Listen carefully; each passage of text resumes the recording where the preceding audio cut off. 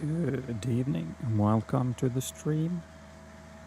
So tonight it's a quick flight from Luxembourg to Vienna on Vatsim. Should be controllers at both airports hopefully. And let's see if some en route will log on as well. We're just in the aircraft doing initial setup.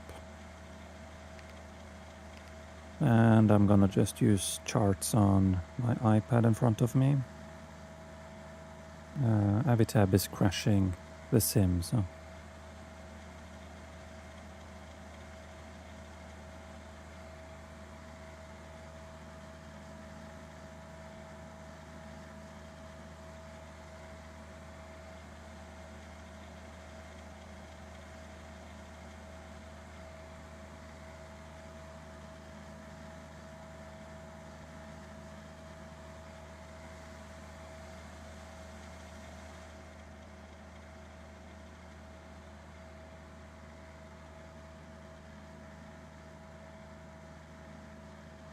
So, going by sim brief, we will probably be full of cargo as usual.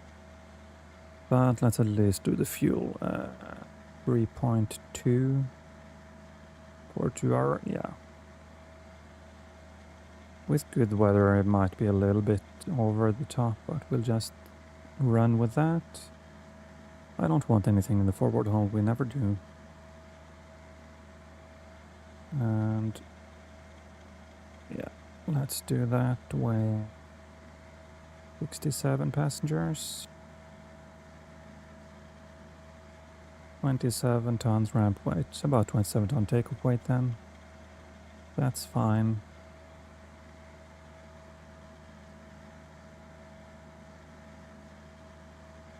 We'll do a fast load. So 67 passengers gives us 71 POB, 3.2 fuel, and 27,200 gross weight. So let's put that in here.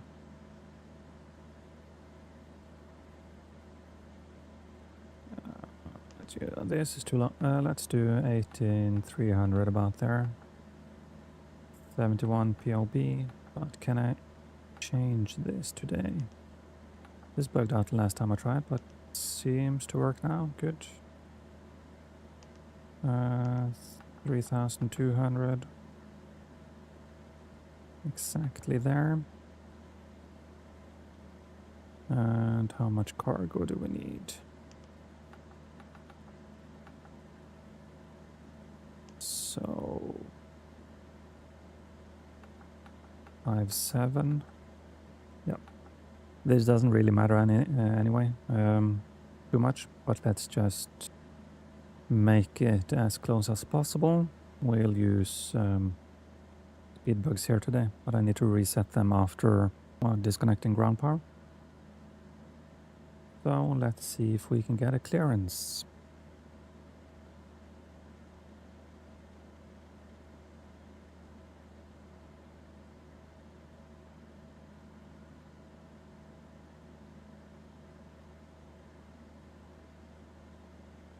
And we have Luxembourg approach on, it seems. Luxembourg radar.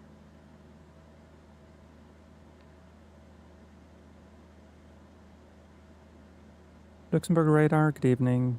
Luxair 87 Whiskey. Request clearance to Vienna.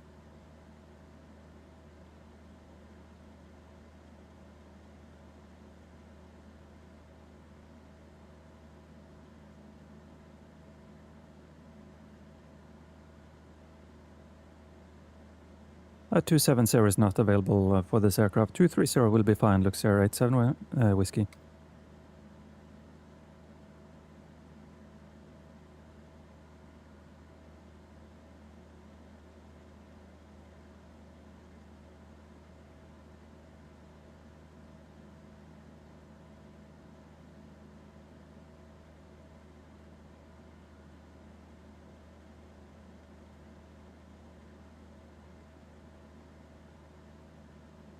230's final level and SMAX 1 Romeo. Runway 24, climb 4,000 feet, squawk 1,000 and victories on board Luxair 87 Whiskey.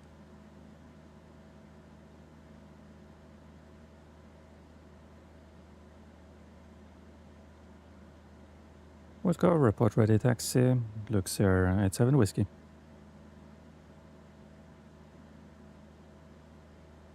So let's put 4,000 feet in.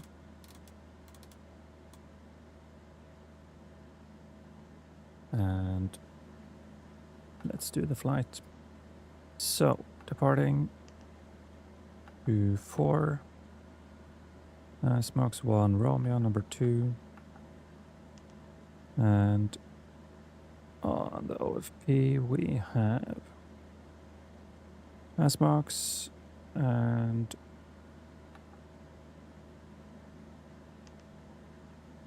list airway. Okay. Let's try to put it one more time. List. Yeah, okay. Then it works. Yankee 8901 to Rupa.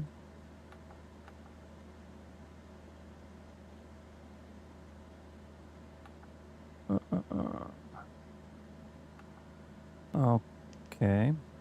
I think this is a little bug in this FMS. Because now it reacted to this instead of the one I put in, so... but okay. Now it's here. And from here, we're doing Lima 6... 6 or 7. Well, that's not there. Group of...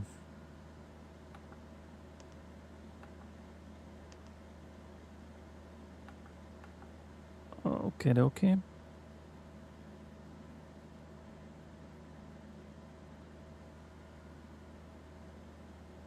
Let me have a quick look on the flight map.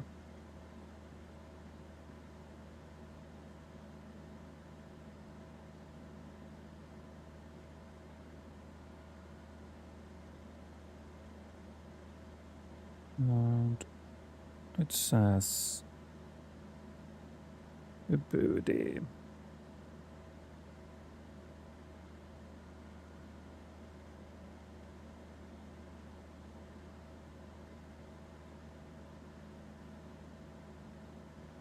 That's strange. But from Rupov, God.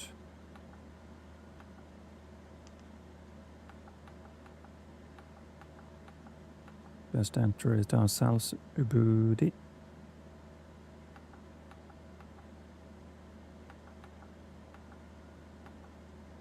Uh-huh.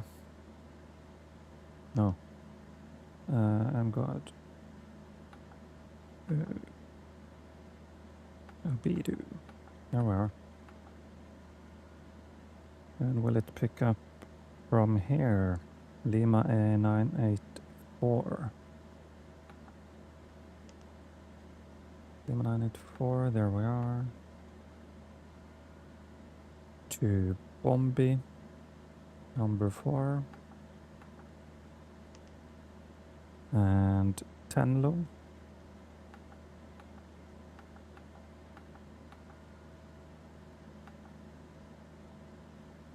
To Texas.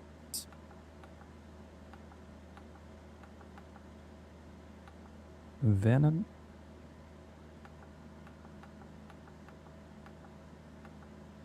And then it's Vienna. Good, we'll enter arrival when we get closer and see what weather says then, and just it might change. Good, so we have a route, we have the weights. That should be good.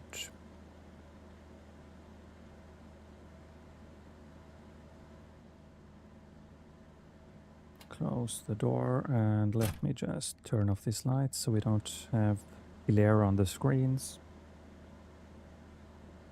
4,000 and 1,000 on the squawk. Let's fix that like that. And I'm guessing 1228 after this. Don't think anyone's online until we're a little further along.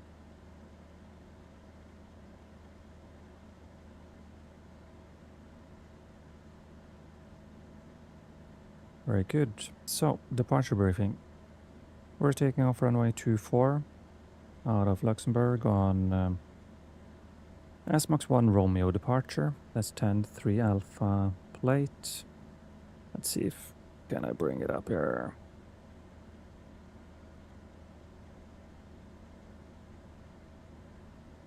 Graph charts. Just like no.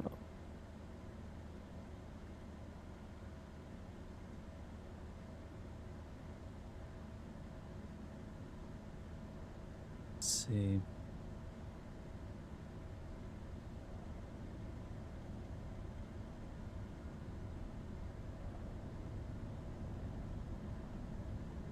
So where did I hide the charts?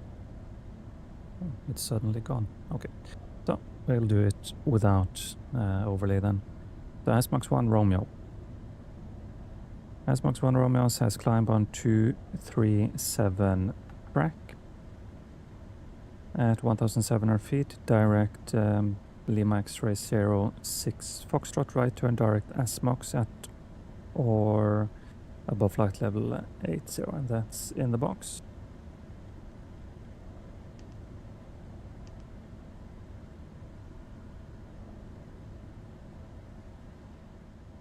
And the route is checked.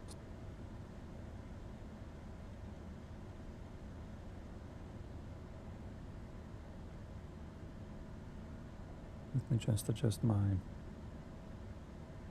audio here.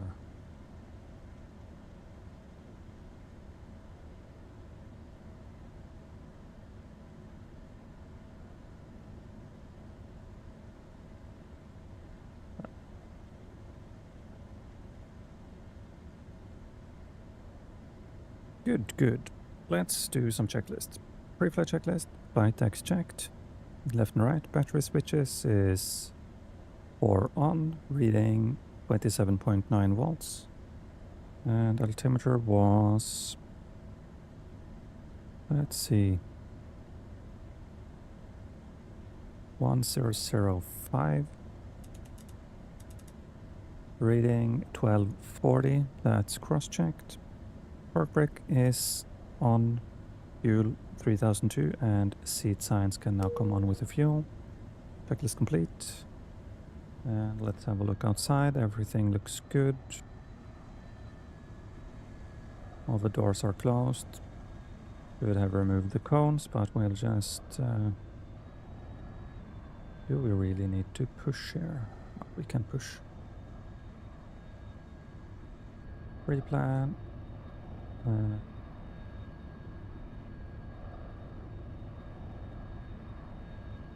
We're cleared to push.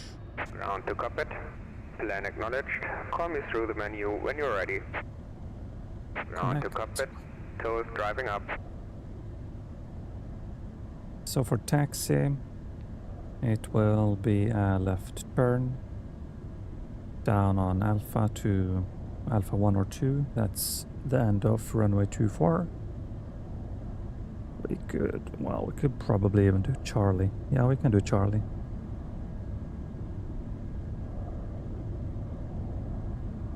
It will be a flap 5 reduced power takeoff. We have heading go around altitude select 4,000 feet.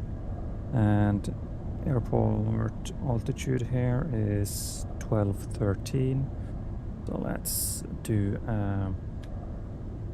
acceleration 500 feet above. There's not much in the way of obstacles here. So about 12,720 should be fine.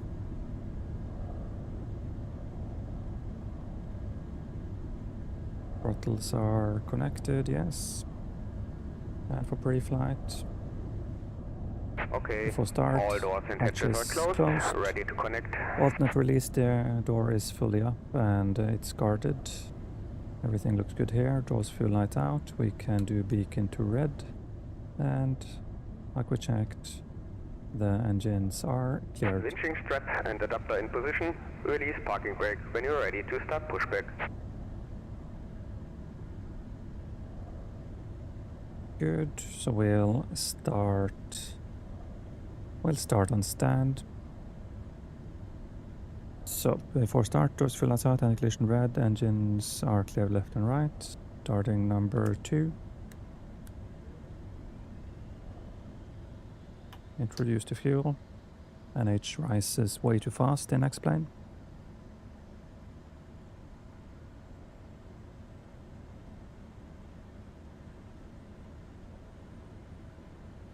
Everything is coming up nicely. Oil pressure, hydraulic pressure, ITT, prop is spinning, a little bit of torque. Starter cut out on the first start. Waiting for the start select switch to go dark. There it is. Check below 0.3 on the batteries and start number 1. Press it, wait for NH, introduce fuel, and just check that everything comes up. Oil, hydraulics, fuel flow, ITT.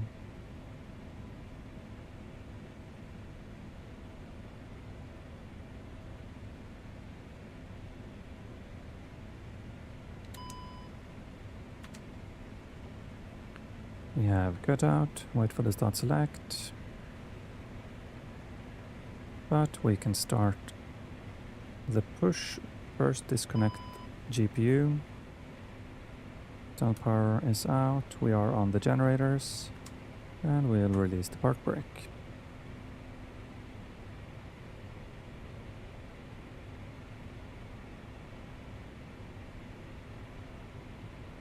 Let's not forget to put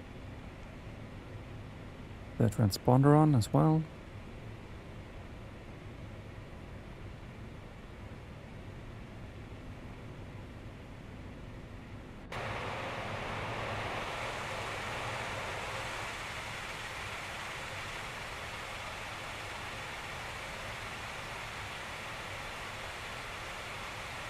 Ground to cockpit. Please show me where you want to go. Starting pushback.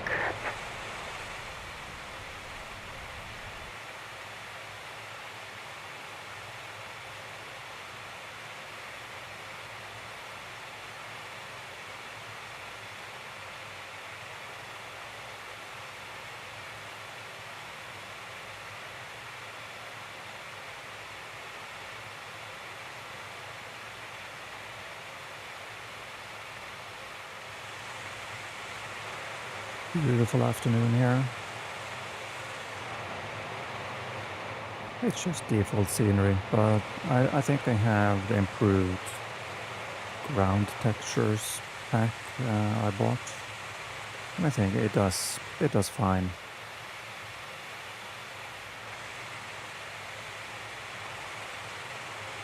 Ground textures, of course, are active map enhancement.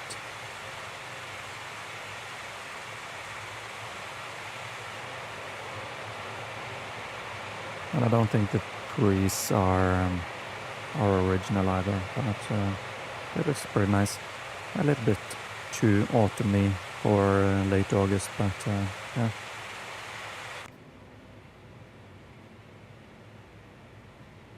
Hello, Paverick. Welcome to the stream. Operation complete. Please set parking brake. Park brake set. Disconnecting tow. Stand by. Thank you.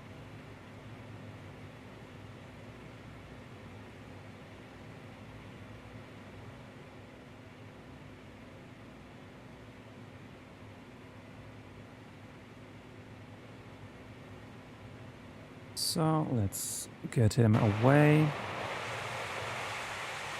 And as soon as he's disconnected and we're sure that we won't affect the tow vehicle or persons, we can spool up the props. Just waiting to see that they're moving away a little bit. Tow is disconnected and bypass pin has been removed. That's mostly... Signal on the right. I'll see you next time and have a safe flight. Thank you, bye-bye. That's mostly a winter thing. If you're spooling up the props and it's you're on ice, slippery surfaces. So, props go to max. Reduction. Press it 5 times for max reduced. Should read 81 here, but yeah, just a small thing. Batteries are already below 0.1. We can go to nav. That it wouldn't happen that fast, but yeah. Sim is sim. Captain's side. We are at the Luxembourg. Default scenery. Flying to Vienna. Main bus time goes off. Speedos on. What's temperature? 22. So we'll just do warm up on the window since it's over 20 degrees. Everything else looks good. We can just take the taxi light now. And we can give them some bleed air just to do air condition. Check the spoilers. Rudder travel. Do yaw damper on. Weather radar to standby. And nose wheel steering comes on. First officer will deploy the flaps. Auto feather, tank aux pumps. Do the hydraulic pumps. And isolation. Do elevator test with that open. Close it, wiggle the elevators to remove pressure. And then it's the after start checklist. First time. Off. Spoilers. Taxi. Standby HUD P2 on normal indications. Auto feather select. Tank aux pumps on. Trims 1, 2, 3 set. I think we'll try to trim up a bit. It's always a little bit hard to rotate the FlyJ sim. Trims 3 set, flaps 5 set and checked. All clear is received, so checklist complete, ready to taxi. Luxair 87 Whiskey, request taxi.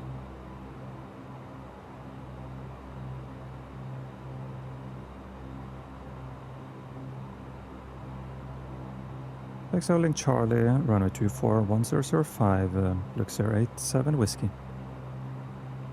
We have 1005 set. Charlie is pretty much just over here. So we'll do straight ahead. Alpha Charlie. Let's go. Let's taxi from the captain's side and I'll fly from first officer side. This is only the captain that has the tiller in the dash. Nothing over there. So it's clear left, clear right.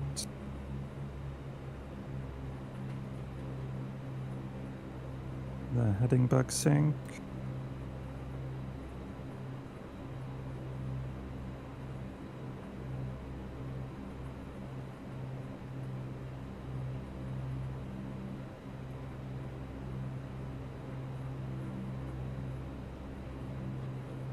Fire Charlie.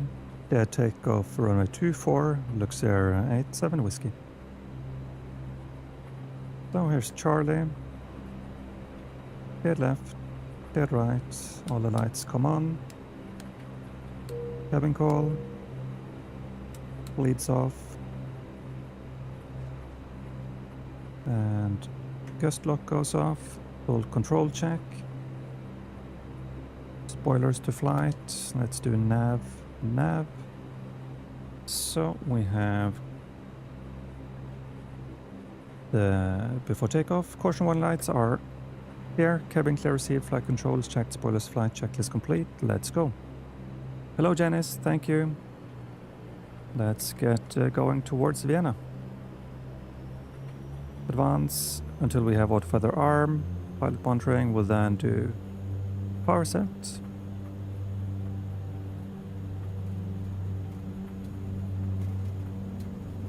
$80 knots. Wiggling like a drunk here. And you see, the speeds are gone. It's about 120, 130. V1, rotate. Smooth rotation, it's possible to tail strike a 400. What's the rate? Gear up.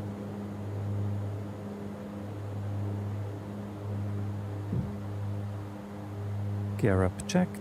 Select LNAV. LNAV selected. And you can't select LNAV in the 400 until you have gear up.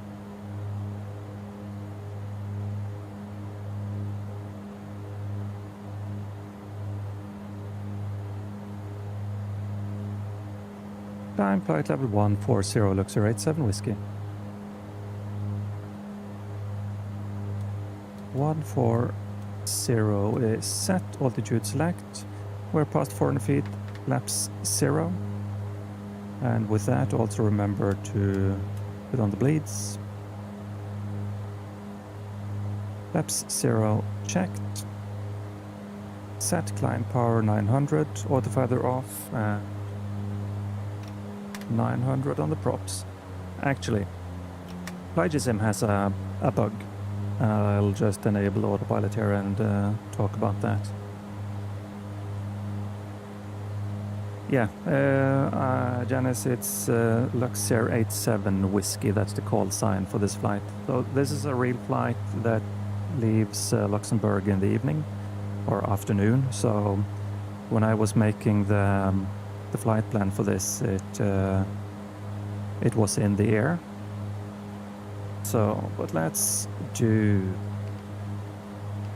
pitch hold, about 5 degrees for the climb. We're in LNAV, 140, altitude select, autopilot is on. We can do the after takeoff flow. Pumps go off. Exit lights off. This can come on. And it's nice and quiet. Good. We're clear to our flight level. Let's do standard. Passing 5-6. That's set and cross-check. Plan checklist. Gear is up. Flaps 0. Pressurization. Back the bleeds are on. And this is in auto. We have building pressure. So pressurization is checked. Altimeters are standard. Checklist complete. Good. On our way. Beautiful afternoon.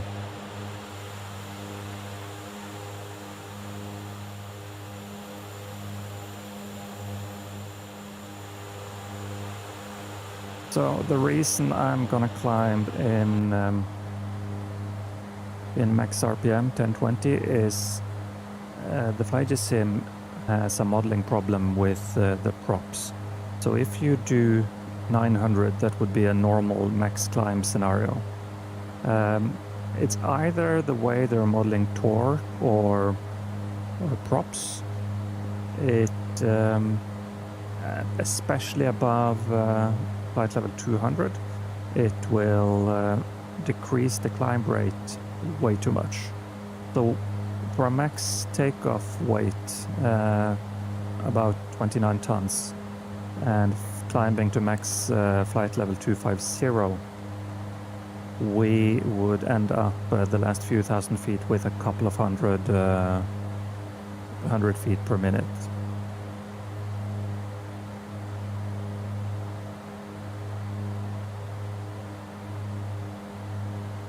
One, 228, thank you very much for the controlling. Luxair 87 whiskey.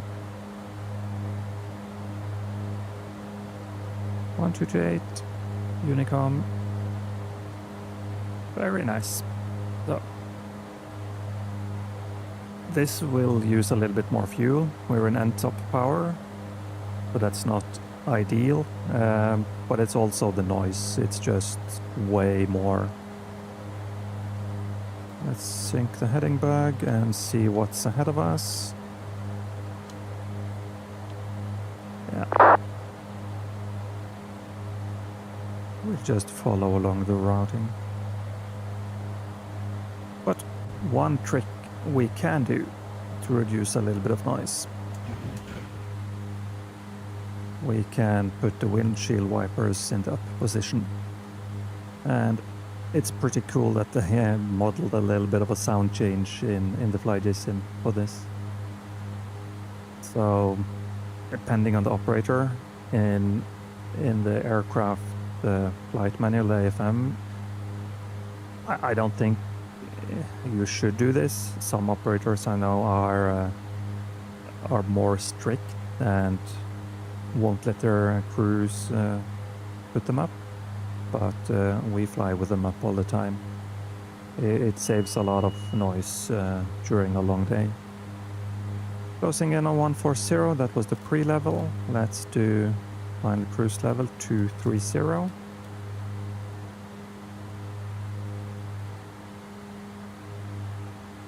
We'll reduce to 850 when we reach cruise. That works fine.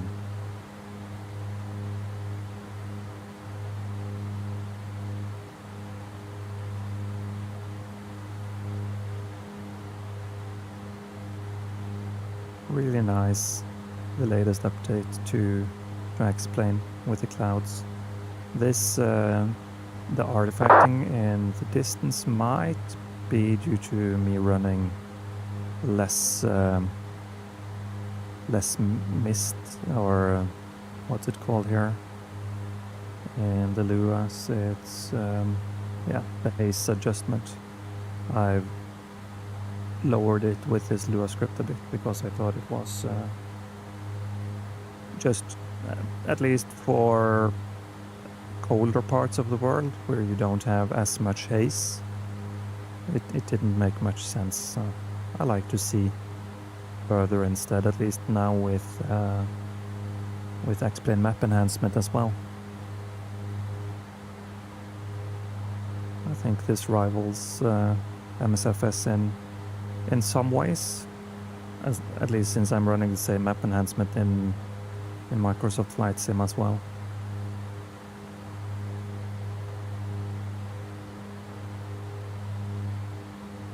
Even some weather systems, so that's going to be interesting in the next X-Plane update when we get weather radar.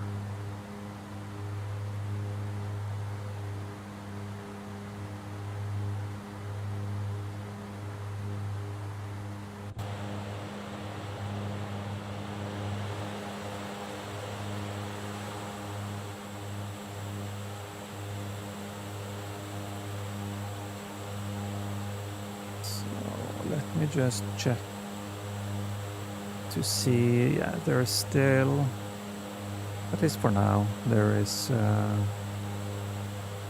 Vatsim service over Vienna, approach, tower and delivery. So let's hope they stay on for, well, the almost 2 hours this will take.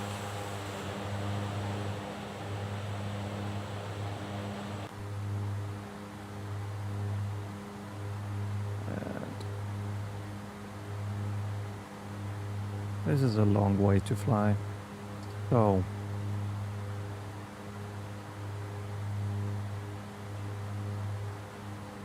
I don't think anyone will mind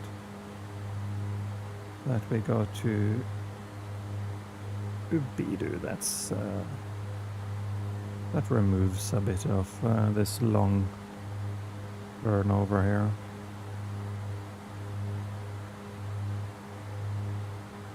That's what we live for, getting shortcuts. Saves fuel, saves time, saves money.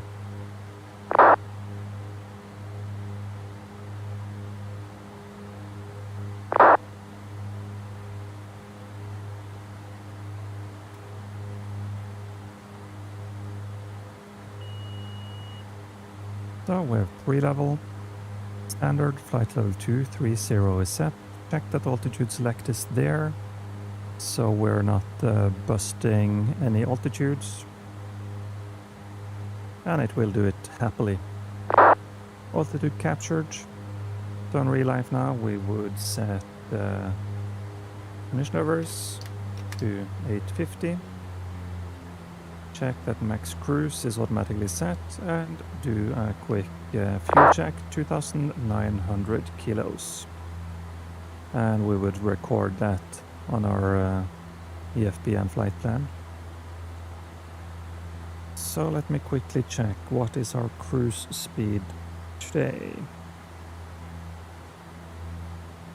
From top of climb we are cleared true airspeed of 325. That seems like a reasonable economy cruise speed. We're cruising a lot in the 210, 220 range these days, just to save fuel. Fuel is one of the most expensive things, so actually looks like 230 is better than the 250 I wanted. If this cloud layer remains, we might just sneak under it instead of having to go through it. That's good.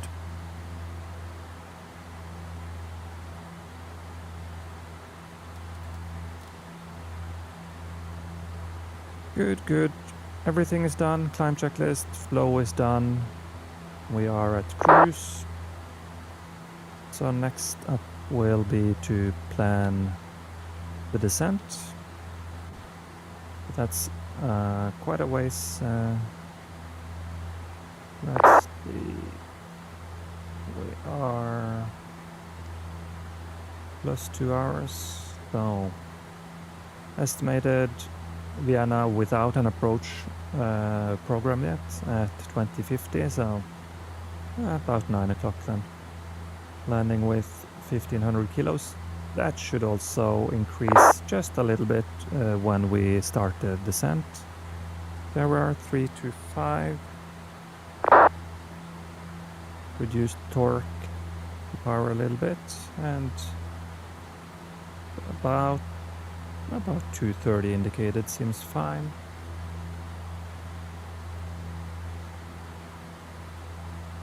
Burning less than 500 kilos per hour per engine.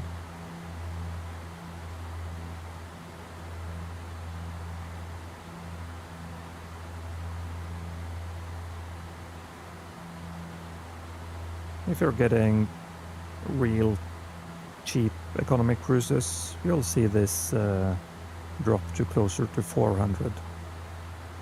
So 800 kilos of fuel per hour for, well, this one has 76 passenger seats. The most they're equipped with is 78 as far as I know, at least my operator. But it's pretty good fuel economy or fuel per seat economy on less than 2 hour flight sectors.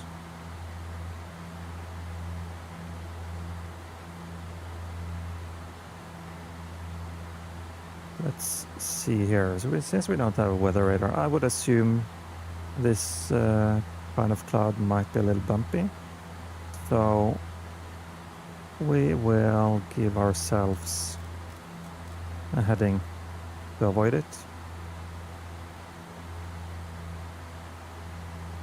2 ways to do heading. Either heading bug, heading select, and adjust it that way. Or you can go to the nav page and do heading, and we are aiming for 110, right turn, and then we can fly in nav, and it will say LNAV heading select. A bit of a double graphic there, but yeah.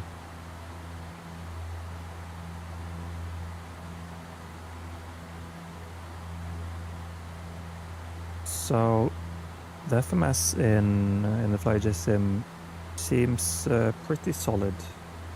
Let's do ice protection props, meaning we also have to do engine intake bypass doors and ref speed. Okay, we're out of the clouds. Let's do a parallel track over here. Something Let's start with 100.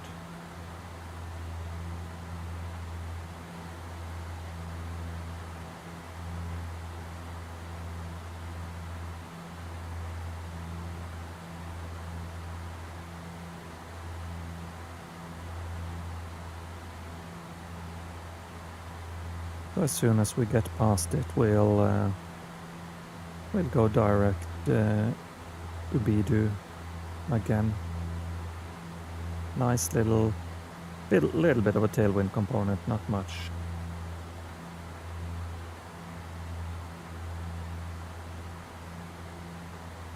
Let's see if yeah, 21 knots, 22 knots tailwind. Looks like we can go even more easterly. 090.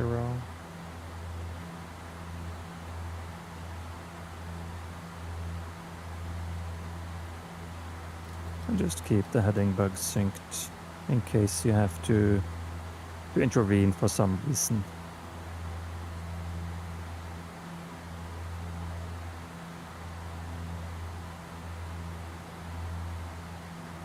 So nothing has logged on. I wonder if Vienna is closing down as well, but we still have the approach online. And we're gonna fly above Nuremberg. They have a tower, but that won't affect us.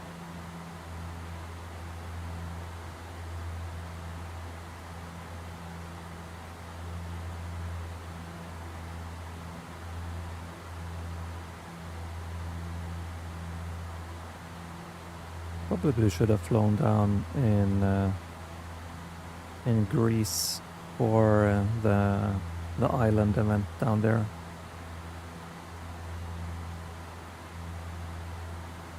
If I wanted coverage, or northern Germany is fully staffed as well, along with Denmark.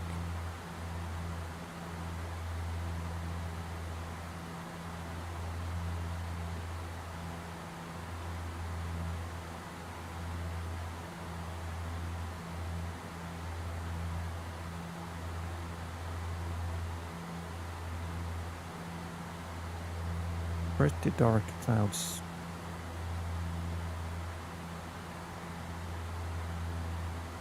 I think we'll just stay on this track and try to avoid these build-ups with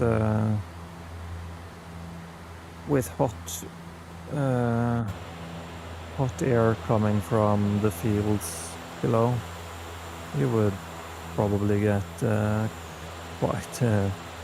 quite big build-ups here in the afternoon when the air cools down.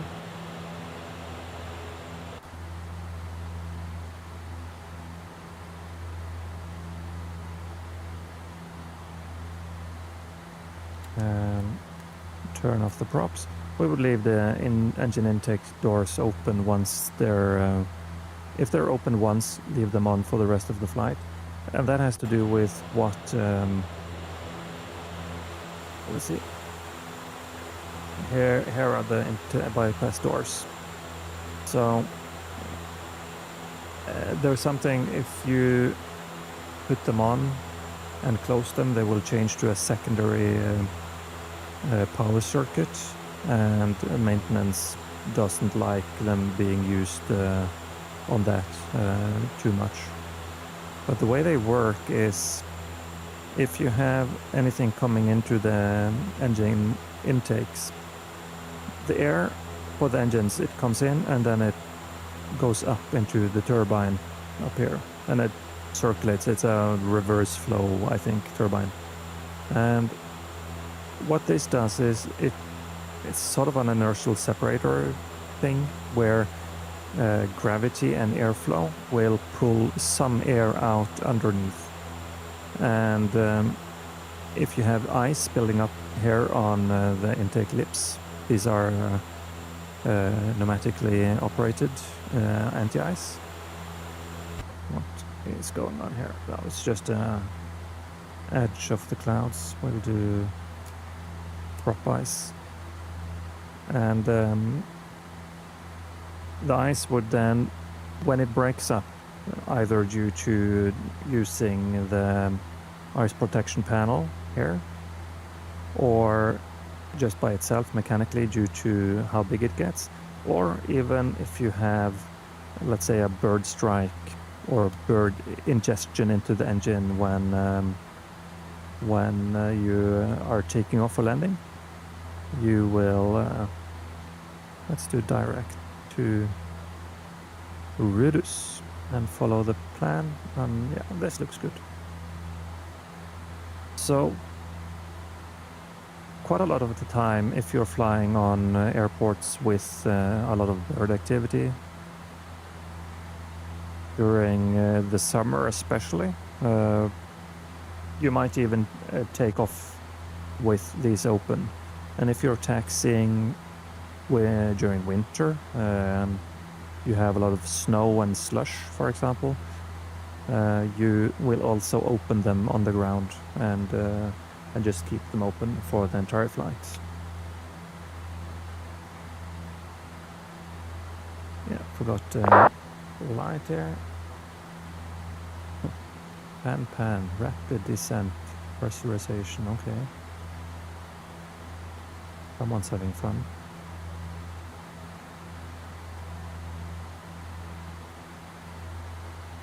So let me just keep Vienna is still open. And if I look at their latest arrival latest Foxtrot, it says arriving runway 11 with 14 knots from 160, cav 28 degrees 1006 with no SIG. That is fine. Why do they have two? Oh, okay, that's one departure, one arrival, but it's still the same, so it doesn't matter. Oh, a little bit of rain under these clouds.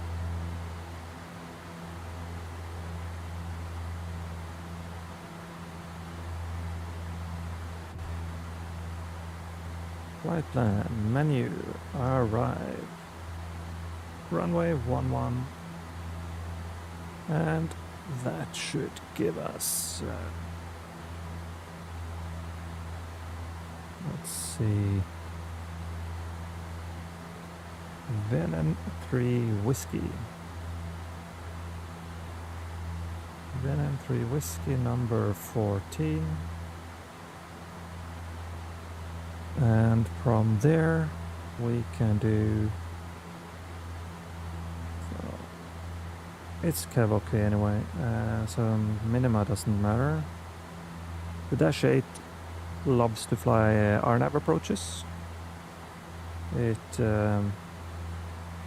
does it very automatically, so we do that all the time. I can just add this to my Navigraph route. Precision near 5K. So everything looks good here. Props can come off again.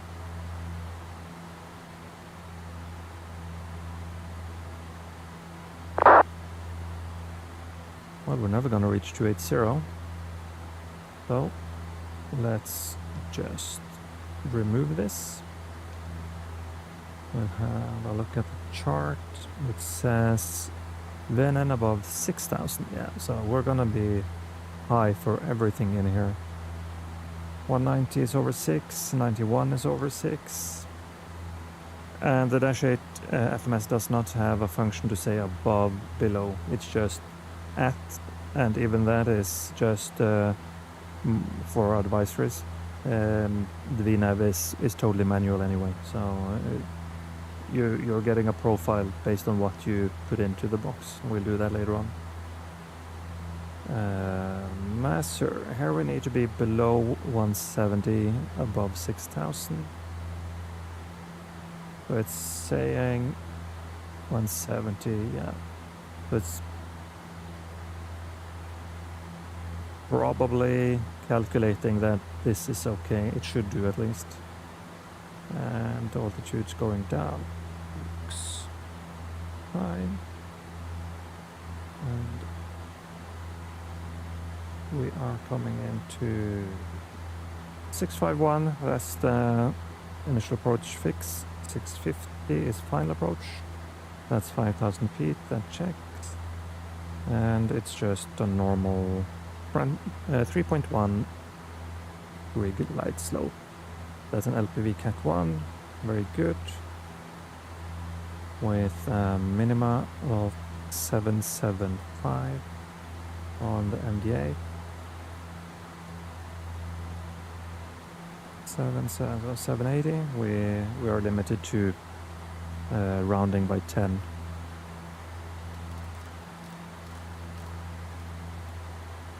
Sync bag, and we can dim the displays a little bit. Engine displays down here in the middle. And the captains are over here.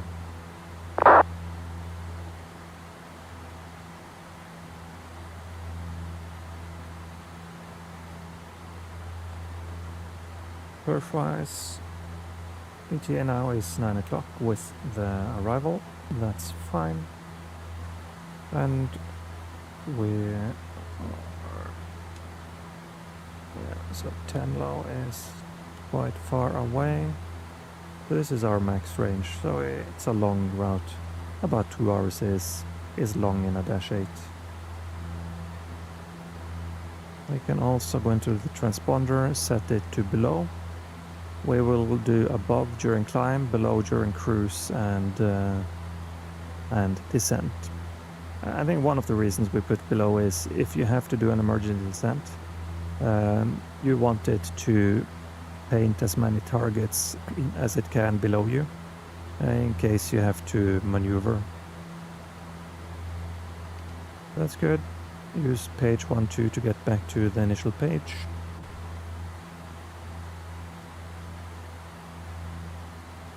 Uh, 134,675 will most likely be the next frequency.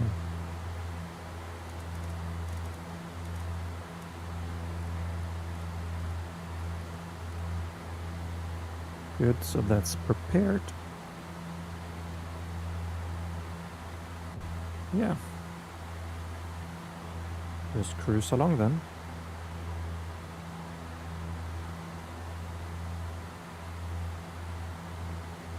So a few of the bugs I've found with the FlyJ sim.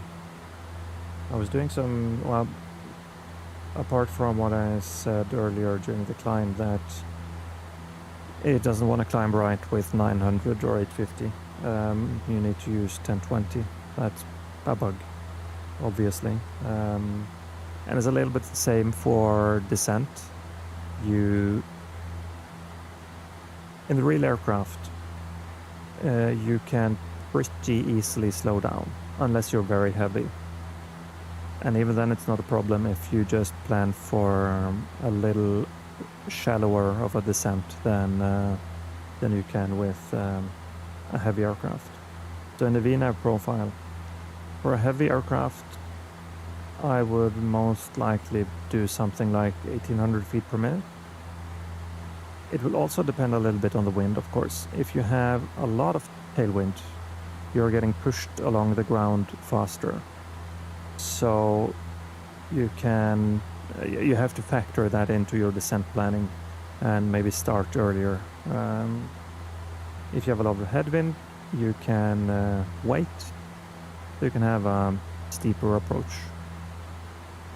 So combining the two factors of wind and weight, you would decide, mostly based off experience, what your VNAV profile could be. Another thing that might mess it up a little bit is if you're coming into airports with point merge systems on the star. So if you're calculating all of the distance going around a point merge, like a fan with the extra track miles that they use to separate the traffic, if you don't plan on being on the lower side when you enter into that pattern, you're very easily too high. So it's just different things to consider. That's more of an experience thing, really. For our approach setup, we'll also do some nav aids. And 4 is the VOR at the airport. So that's nice to have, just to get a distance bearing when we get closer. If you want to have it on the screen, you can also do VOR2, for example. So the standard setup for the right side would be VOR1, FMS2, at least that's our standard, and FMS1, VOR2 for captain side.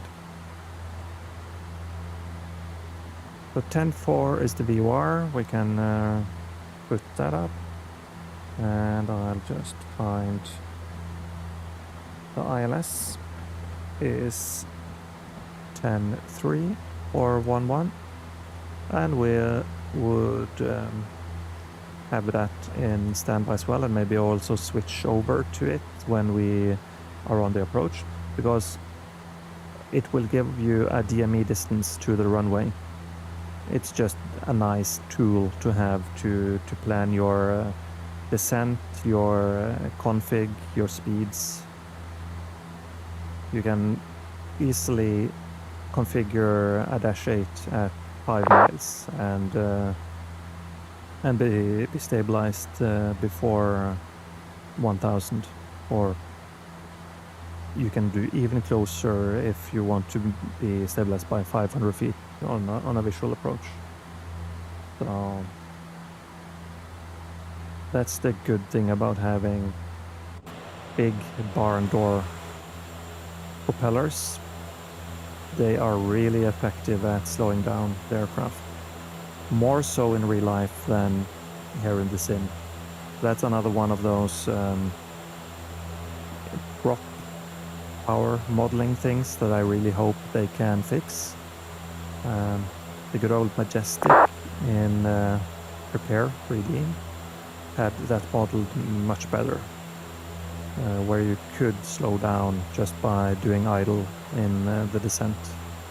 So I really hope that they do an update on this. I've tried to give my feedback on the FlyJSim Discord, but either they know it or they don't want to respond. But many people agree, both sim pilots and real -8 pilots. So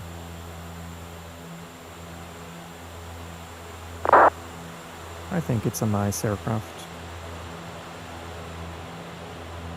Better looking than the ATRs, in my opinion, but... So, props on, ref speed is on, it's cold, we're getting some precipitation up here, I mean minus 23 degrees.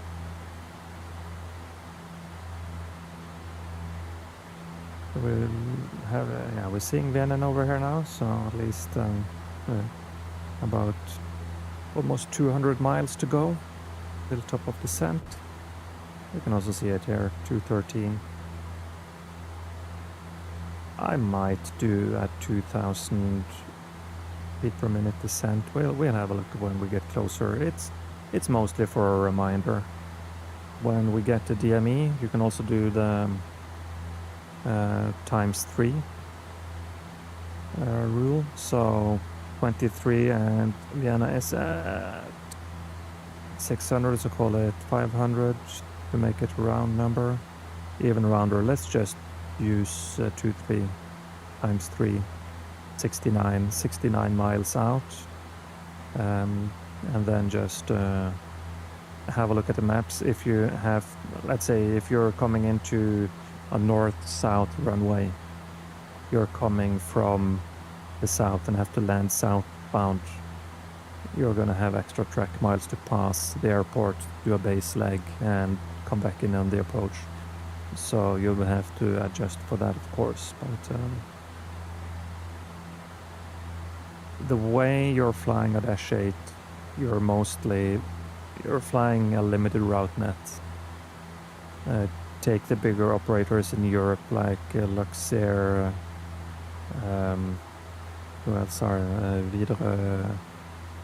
Rudder, stuff like that. The pilots there, they fly the same routes over and over, so they're very familiar with the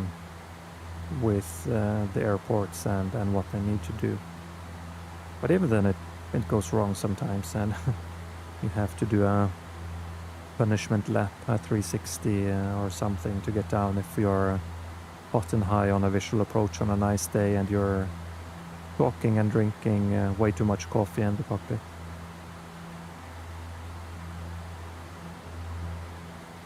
So, in and out of clouds.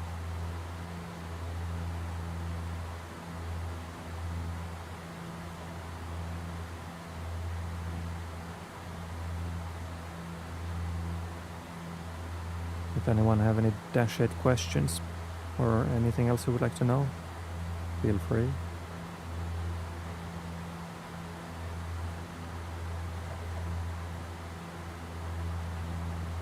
We have enough oxygen for 2 cockpit crew. If you wanted to have someone on the jump seat in an official capacity, you would have to have 1800 psi, but minimum for a captain and first officer is 1300.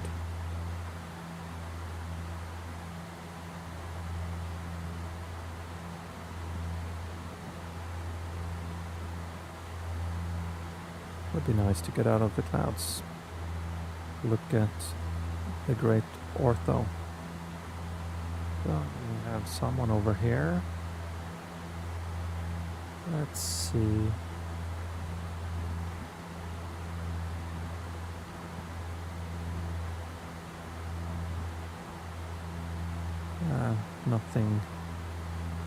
Nothing close on Vatsim at least. Yeah.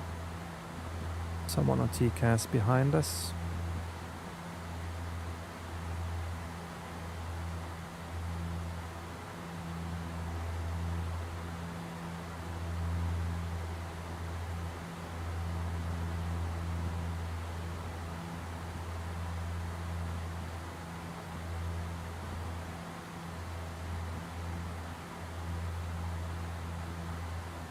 So the turbulence in clouds is pretty nicely modeled now. That's good. The other bugs that I found, yeah, I'm talking away. When I climbed out on this flight, I selected IS, and the usual thing you do is you take off in go-round mode, then initial climb will be in IS 185. And when you get up over clouds or rough air or whatever, you switch to pitch, or we do at least, and we just pitch about 5 to 6 degrees and let it climb to top of climb. That way you have a nice smooth climb. The cabin floor angle isn't too steep, so cabin crew can move around with their cart and serve coffee and sell things. And it's easier for passengers to go to the toilet as well. But sometimes on the FlyJ Sim, if I go IS and then press it again to go to pitch mode, and I want to adjust it with the spinning wheel here, it just locks. You can't adjust it up and down. So that's one thing I hope they can fix. The interim fix for that is just quickly disengage and engage the autopilot again, go back to pitch mode and adjust it, and it will fix itself.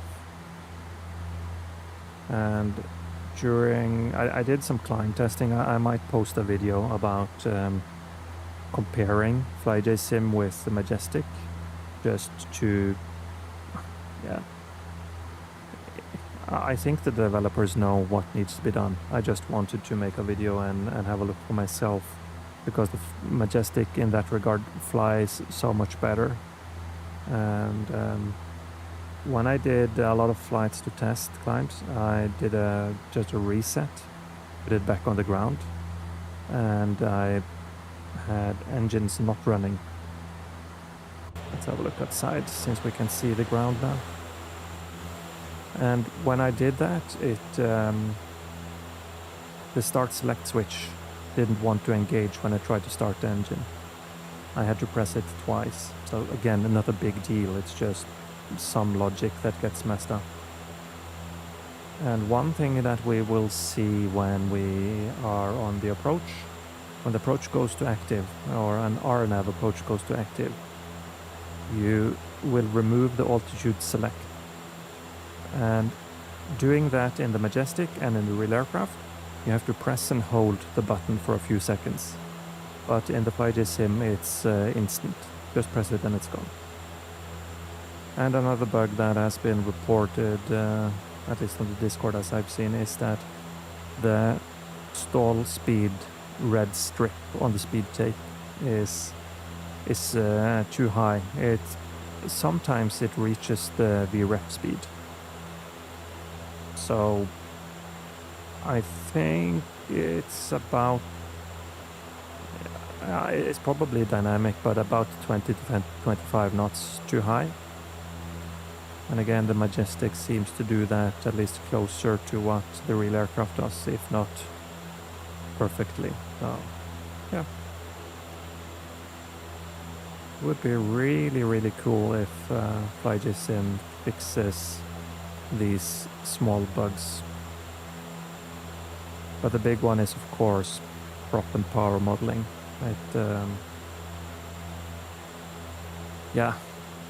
It kinda ruins the aircraft a little bit. You can overcome the climb bug with climbing in max RPM, but it's not really realistic, and it's noisy. And the other thing is then that the way the aircraft feels when you're on final approach, when you're flying manually, doing pitch, power, or even during the descent where you're trying to slow down using idle thrust, it doesn't do what the real aircraft does. So many times I'm being very conservative flying the FlyJ Sim. Just start your descent early, because you don't have the tools to slow down like in the real aircraft. In the real aircraft we would descend and land on 850 unless there's a wind shear or other reasons, or slippery runway or something. But a normal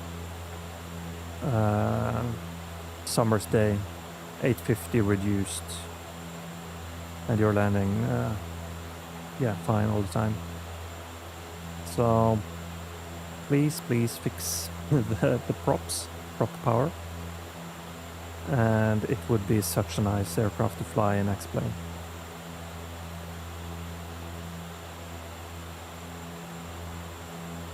Yeah, second terrain, it's both a very manual aircraft to fly in real life, and at the same time, when you know how to fly it, it's one of those aircrafts where you have a lot of tools to do what you want to do. So as long as you're not a real cowboy, and of course if you get behind the aircraft too much, everything's hard, but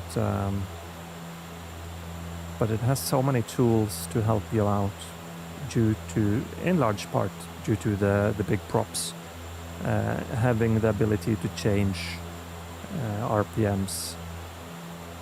It's quite a lot of wing area that you're adjusting the airflow over. So that's why you in real life will also very often notice that just about 5 to 10 feet above the ground, the pilot will give it a little more power. And it's not to really spool up the engines, but it's to adjust the fine pitch of the props. So you get more airflow over the wings, a little bit more thrust of the propellers, and that will really smooth out the landing.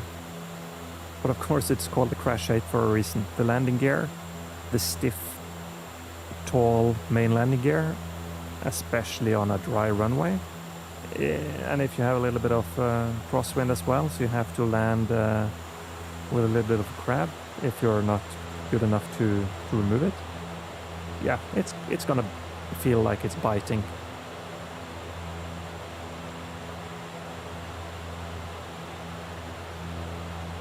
Yeah, it's a good plane to buy on a sale, second terrain.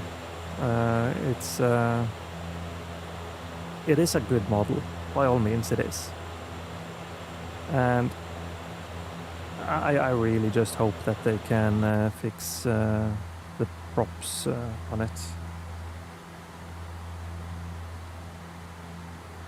Yeah, everything is pretty much the same from 100, 200, 300 to the 400. It's just that the 400 has 6-bladed props, so you have even more granular control. But of course you also have more weight. It's a longer aircraft, so you have different characteristics. But looking around the world, where Iceland and Norway, parts of Africa, and until recently I think Australia, flying the smaller dashes is they can do things that the Q400 can't do, especially the 100, 200. The 300 is a little bit underpowered. It has the 200 engines in a bigger body. I fly the 400s.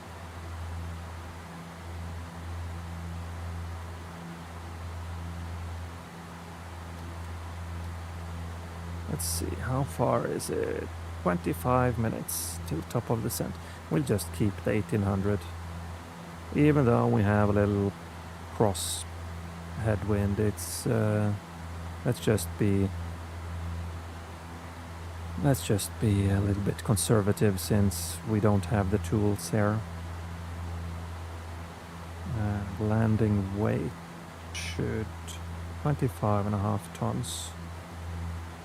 Let me just quickly see if I can find the speed booklet in my... I have it in my document somewhere.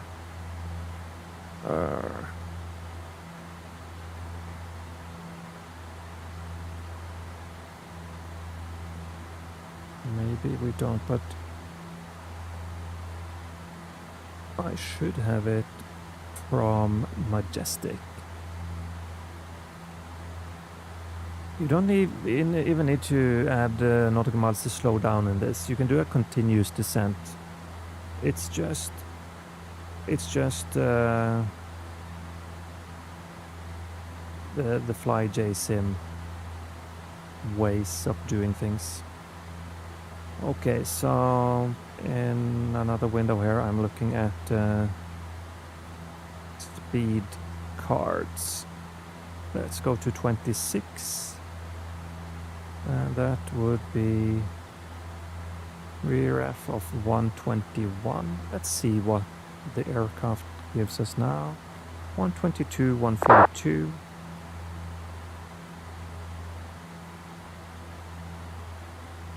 Second terrain, yeah. Like I mentioned it earlier, is do a more shallow descent for now in the FlyJ sim until they can fix the prop power. After they fix that, unless you're very heavy or have a lot of tailwind, you can slow down during the descent, just idle power. And so normally in this kind of weight and weather I would do 2,000 feet per minute. But since the FlyJ sim doesn't slow down as good as the real aircraft does, or even the Majestic in prepared. I'm just doing 1800 feet as a reminder here on the Vienna. And yeah, it shouldn't be a big issue. Let's see, is Vienna still online? Yeah, approach is online, good. Would be nice to have some controlling. I flew the X-Craft's Embraer out of Innsbruck to Hanover last night with full control all the way. That was fun. But I'm not good enough on systems in the Embraer. I noticed it was getting more manual corrections, descents, headings and stuff like that. I got to the ILS, but it wasn't as pretty as I would like it to be. So.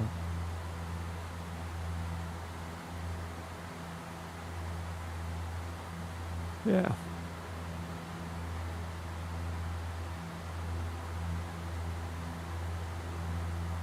I would rather not say that at this point, second terrain. It would just give away my employer, and I don't want to do that at this time at least.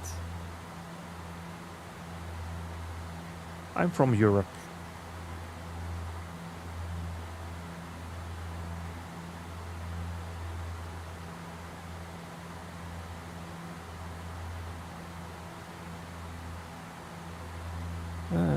To do Dexit.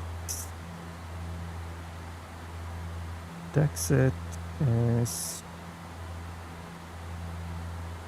is the point before Vienna, I think. Yes.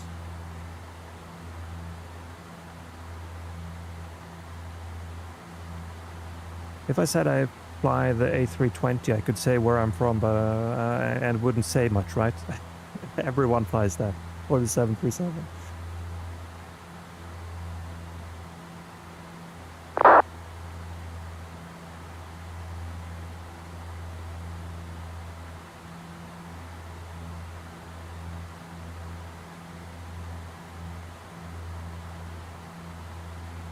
But it would be cool to try to fly jet aircraft later on as well.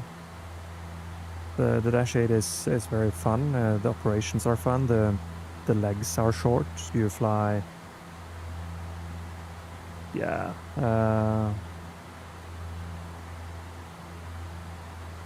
You fly mostly 4 to 6 legs a day, so you're landing more. The A220 and especially the Embraer E2 are beautiful aircraft in my opinion. Because they are smaller and have a more narrow body, I think they're just more well proportioned than, let's say, the A320. And 737s are just starting to look old. Well, A320s, especially around the nose, they're, yeah, a bit boring. But I really like the looks of the Embraers, and I really like their cockpit philosophies as well, the automation they're doing. I think it looks very, very good. I know Airbus designed their systems to be pilot friendly, but from what I can see, Embraers are way, way better.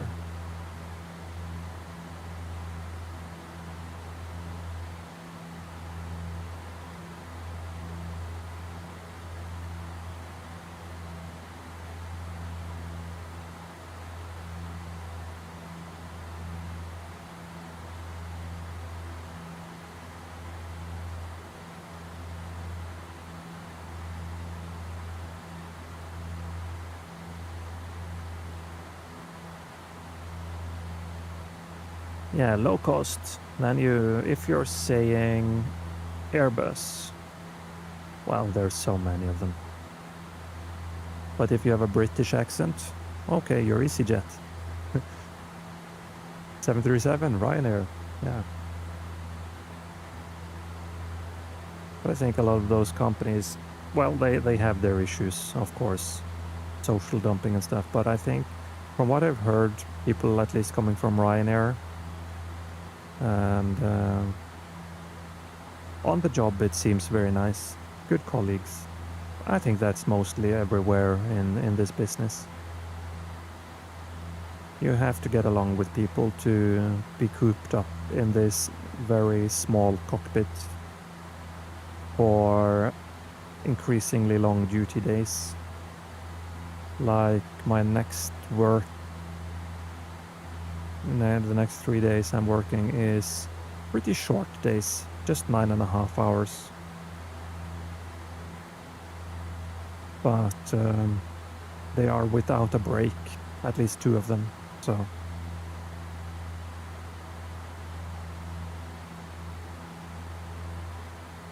I'll be just one moment to get a drink.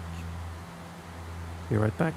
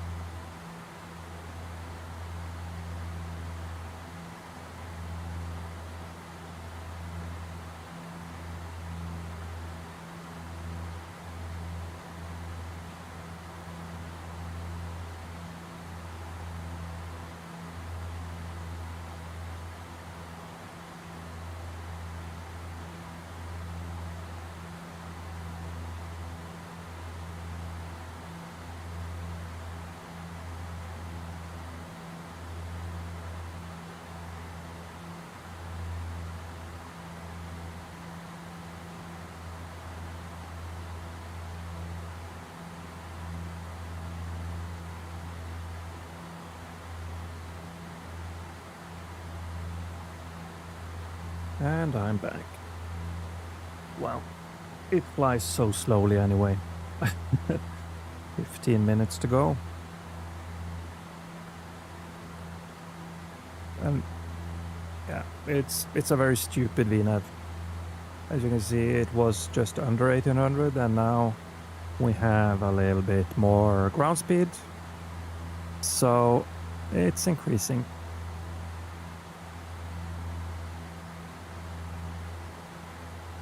But it's just a tool. Hey, we have a DME as well.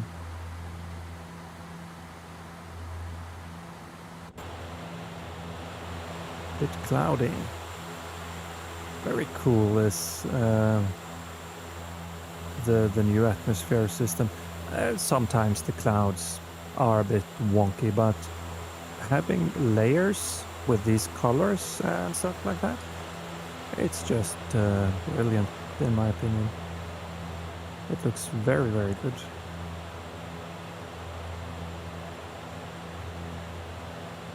Give us the weather radar and we are cooking really nice.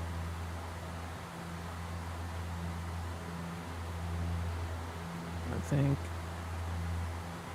the lights are a bit too bright in the FlyJ sim. That's one of the things I've made a comment, especially the caution warning light. Now let's do it bright, and wow, it's almost hard to read what it says here. So it's just a little bit bloated and blurry. Wish they fixed that.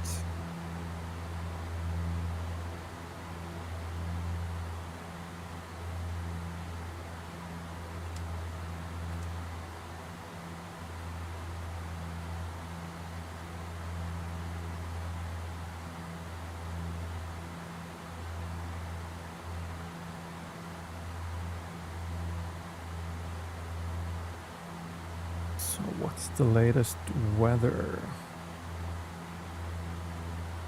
Golf, and we have 1006, nice and hot, 28 degrees, Kev okay.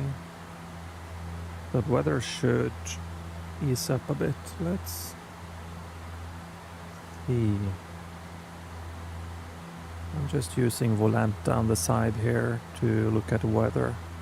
Yeah, there's a weather system to our right and to our left. That's right. And it should be clear-ish over Vienna, I think. Don't know if Yanis is still here. Can look out the window and tell us.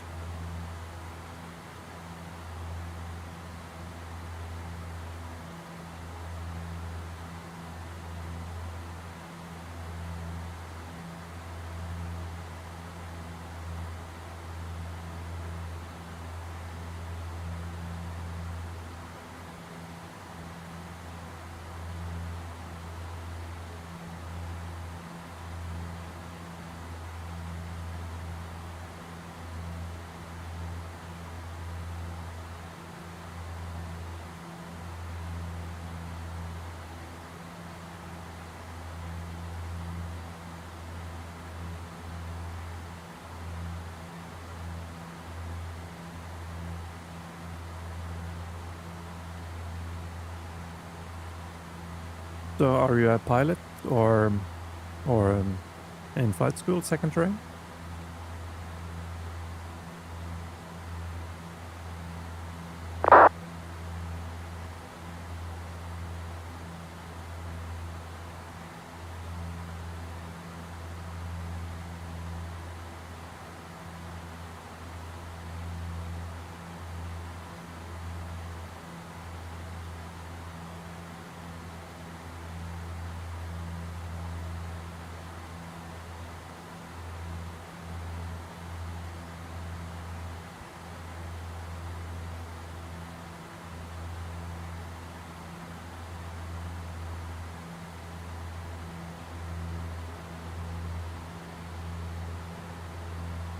Very lucky with just sneaking through these two fronts.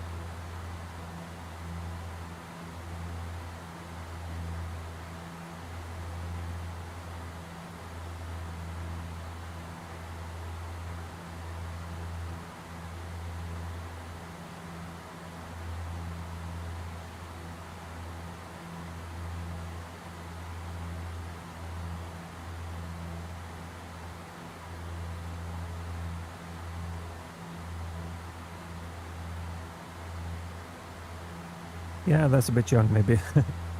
But doing flight sim and reading some theory is a nice way to prepare. I did a little bit of instructing as well, and students with flight sim background, they have more of understanding. As of course, you're running the risk of doing mislearning as well, of course. And what we notice with flight sim background students is they're often very good at IFR, but starting pilot training is all about flying visually, and that was very hard for some of them to wrap their heads around. Flying like, let me just reset here. Using reference points on your dashboard to see if you're flying straight and level compared to the horizon. Looking out on the engine cowling and having reference marks for a 30-degree, 45, 60-degree turn. Just basic stuff you're doing in flight training. That's what quite a lot had problems wrapping their head around. They always wanted to look in for the instruments, but yeah, they get there in the end, and when they do, it's they usually can breeze through the IR program much faster, and almost everyone, at least if you're also flying a little bit online, get used to Vatsim, learn the radio calls. That saves you so much mental capacity if you know what to say. And if you are familiar with Pilot Edge over in the US, that's of course a professional network with professional or semi-professional controllers working, so you're paying for it. There are a lot of students in the last few years that has just come to a flight school, done their intro lesson. Flight instructor asks if you have any experience. No, but can I do the radios? And they do everything perfectly.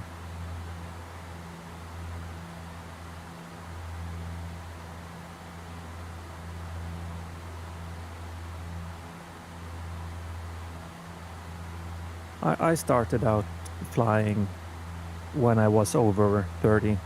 I had a little bit of experience in microlights, very little previously, but for me, I started the PPL in my mid-30s. So I was an adult when I got my first job and first starting to instruct, and then flying the Dash 8.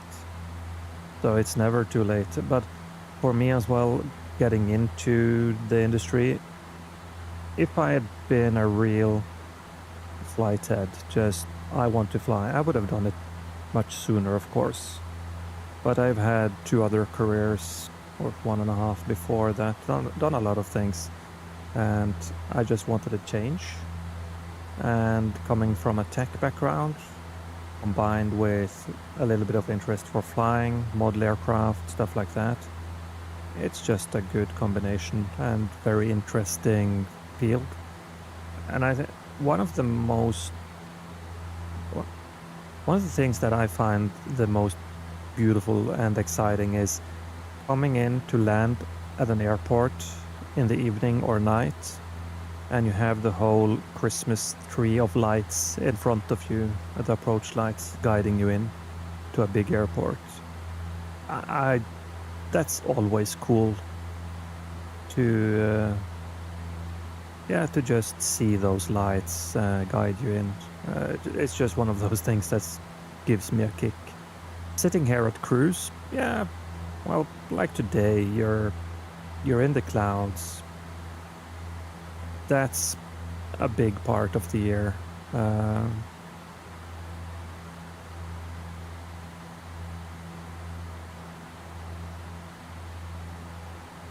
So which aircraft did you fly over there in Sweden?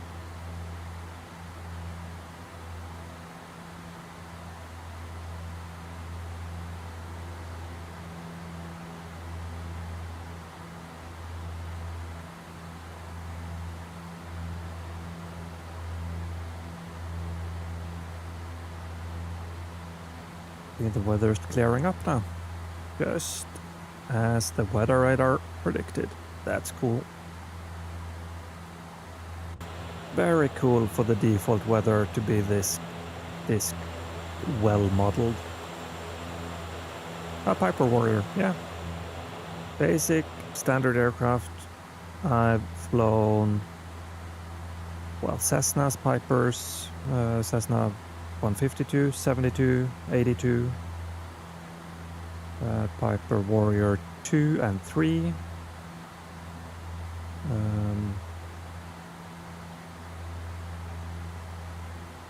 Yeah, that's good. And having a mechanical background as well is, you can do so much with it, right? So that's a very sound plan. We have pilots coming in. They've just gone through their high school and done the shortest route available to get to flying.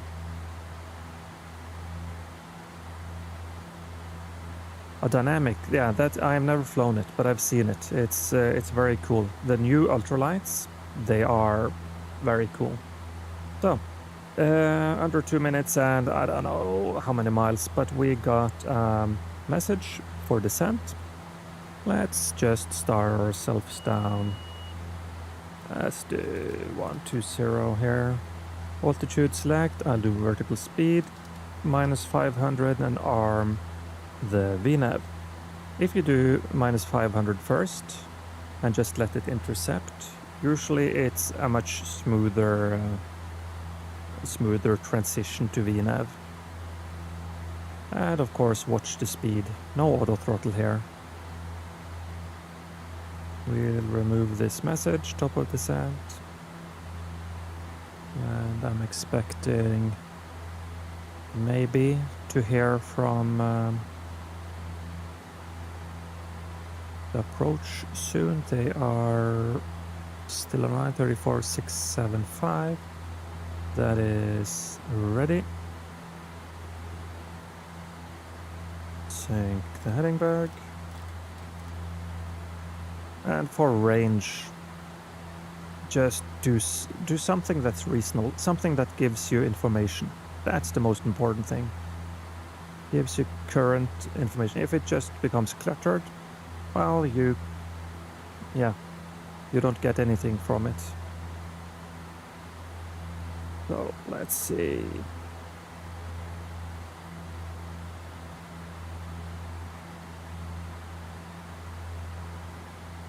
So 191. Let's have a quick look. There it is, approach.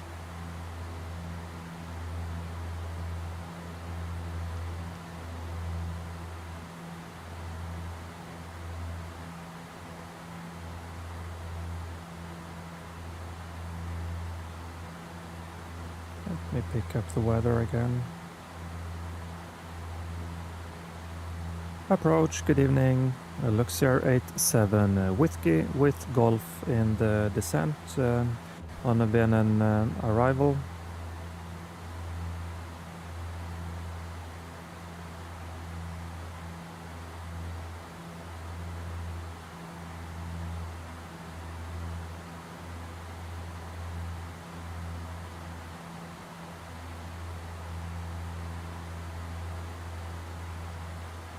Expect runway 11, clear down to flight level 120 and clear the Whiskey 653 Luxair 87 Whiskey. So let's watch the speed now. We're cleared 120 and altitude select. Let's do flight idle here and direct to.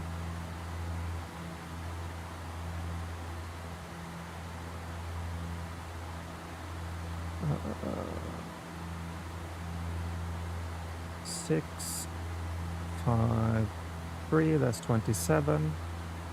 Enter. That gives us a shortcut. Let's update the VNAV. VNAV to enter. Yep, about 2,000 feet per minute. Let's just keep the speed low. Second terrain, no, I haven't land on. I'm hoping. So I would really like to try to fly the Embraer if I get the chance. Any jet really, but I'm I really like the more modern. I'm not a big 737 fan. I would like to fly Airbus if I can have a chance. And it would be very cool to fly Airbus 350 or Dreamliner, but I'm not sure I would like to fly long haul with a jet lag. So yeah, we'll see. I'm in a good company now, so I'll just let it be like that. Let's see how, about 10 minutes to go. So we can fasten the seat signs.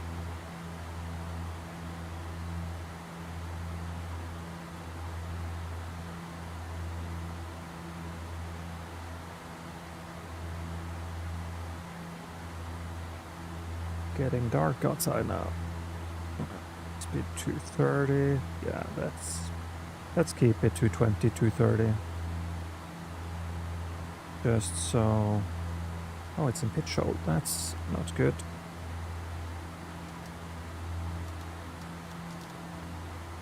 Let's try to intercept the VNav again. Watch the speed.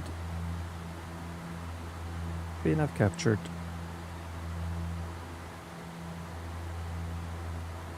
So the next checklist will be approach checklist, but we'll not run that until we have a QNH.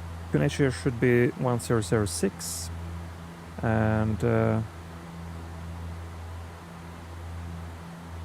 we'll enter that as soon as we are cleared for a feet altitude instead of a flight level.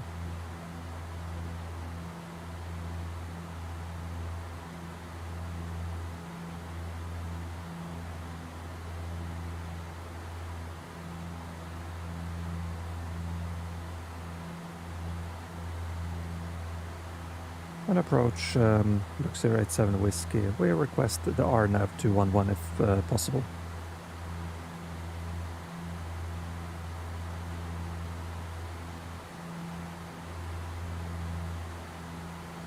Thank you.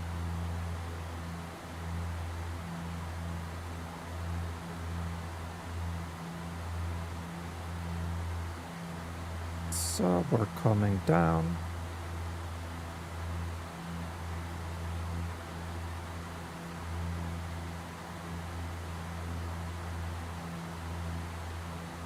Speed is a bit high. It's not high. It's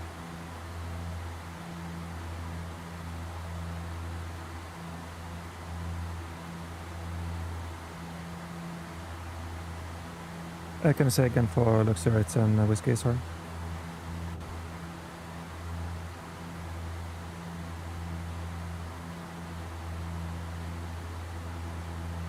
(6,000 feet, 1006 and to Whiskey 651 Luxair 87 Whiskey. Okay, to number 29 VNav to that one, down to 6,000 feet.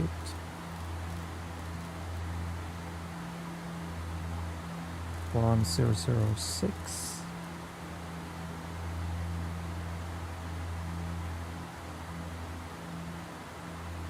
(651), that's 5,000 feet. Let's just enter. That's above. Let's do 5,000.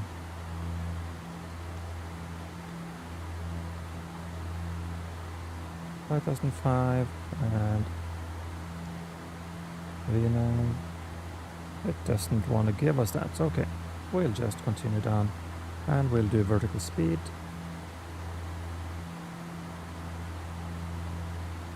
The cool thing about this this FMS version, it has the banana to show us where we are in the descent. The older ones does not have that.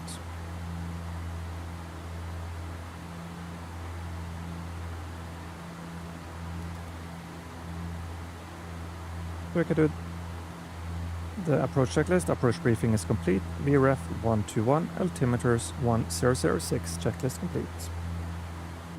We are below 10, and let's say we have cabin clear as well. We are in plus degrees. We can turn off the ice protection. Very dark outside now.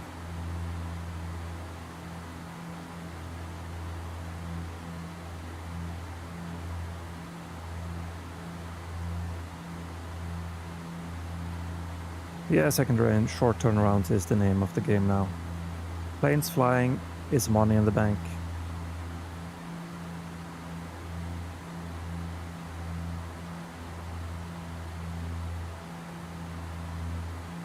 Down to 5,000 feet, cleared RMP 11, thank you very much. Luxair 87 Whiskey. So we're setting 5,000 feet, altitude select. And we can see we're gonna be down early, so we can shallow out the descent a little bit. And it sounded like the tower was online. That's what, 19.4, I think.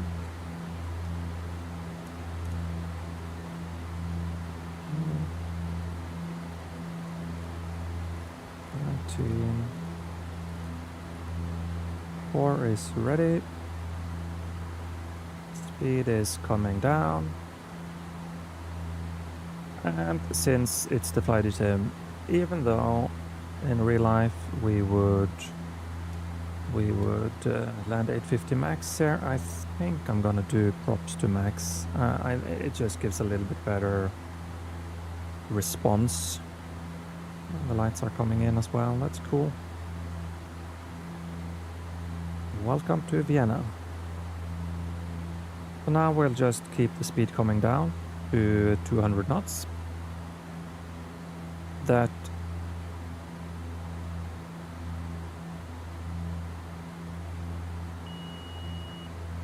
pre-level 1006 on 5,000 feet. We'll just shallow out to the center now. Minimum is 500. And the runway is straight ahead, so we have contact already. Keep the speed about 200 until we start configuring. Flaps 5 and gear down is 200. Let's not forget. Oh yeah, let's put the pumps on.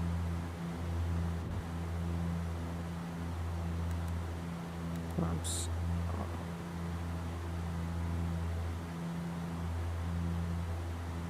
on. And have a look here. The approach is active, altitude select off.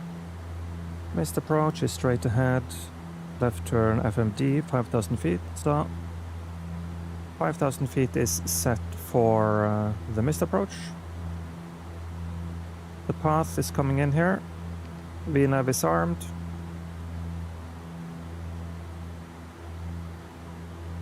VNAV captured. We can reduce the range. And that's 650, that's the final approach fix.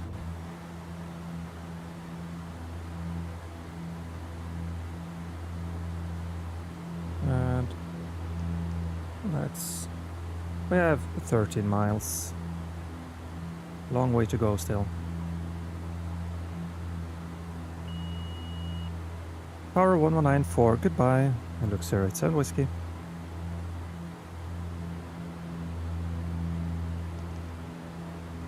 Is our ground here, 1216. We'll do that after.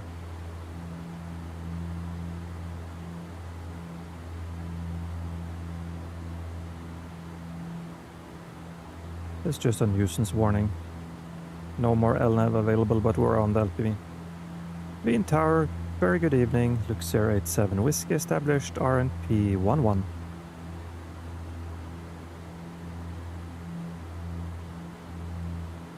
Jetland 11, Luxair 87 Whiskey. And in my company we use the taxi light as just a memory item that we are clear to land. 9 miles, almost 10. We'll wait for 5-6 miles. Let's save the fuel. Always save fuel, save time, save money.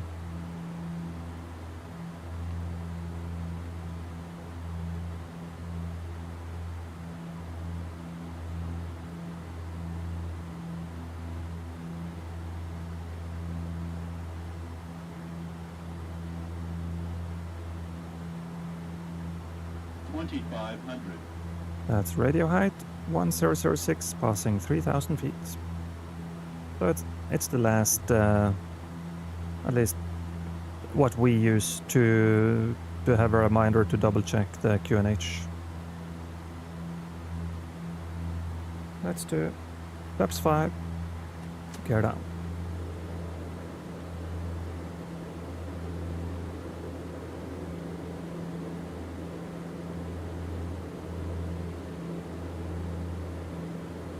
Let's do speed idle so it keeps coming down. This is the problem with the FlyGSM. The speed should drop now. Condition level is max. 180, flaps 10.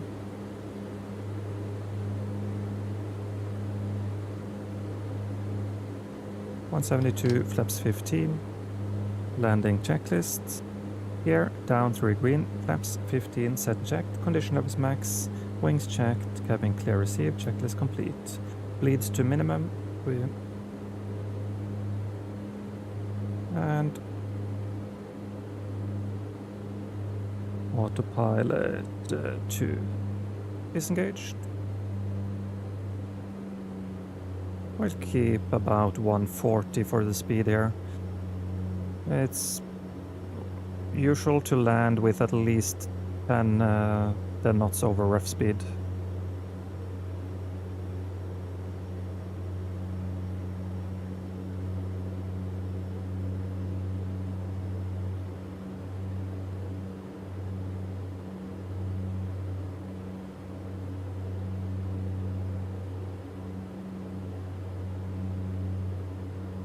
So this is where I feel the FlyGSM is more sluggish.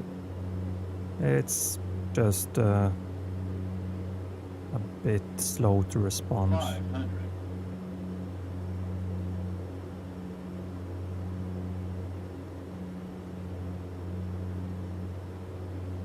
Sorry, no Discord. Not yet. It's a new channel.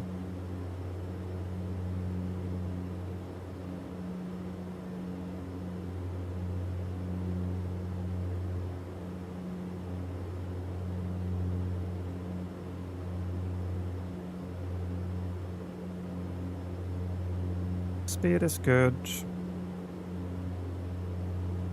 100. Little downdraft there. 50.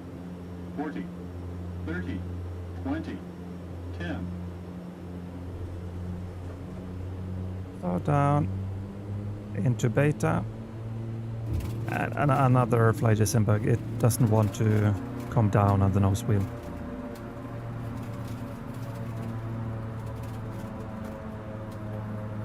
So we'll take the next to the left here. 60 knots would give us control locks on. Okay, too dark. Let's do it afterwards. I'll do flap 0.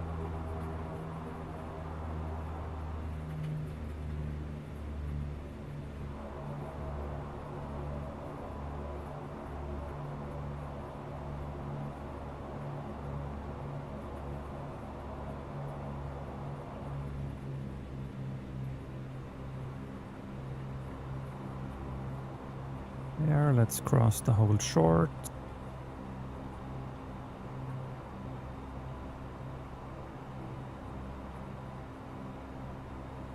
Bravo 75, Mike, Luxair 87, whiskey. Let me just... Let's do some lights here. Dome light, where are you? There you are.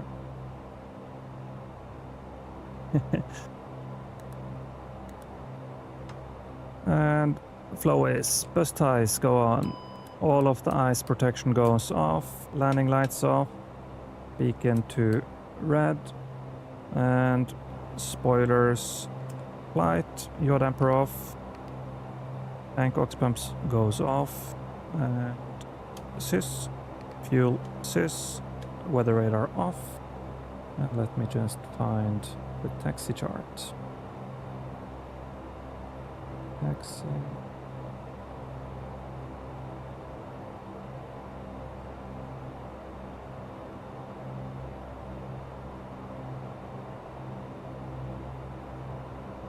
Bravo 75, that's all the way in the end. And Mike is just to our left. So we'll just continue here.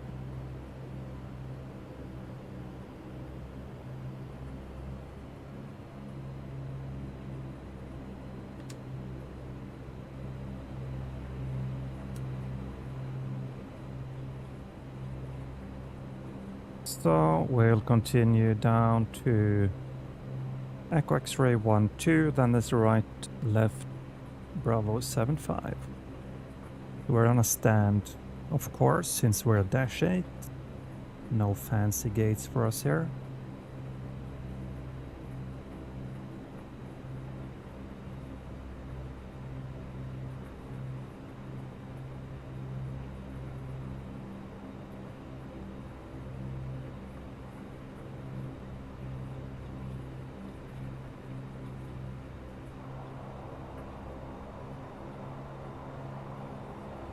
Quite a lot of traffic here. That's cool.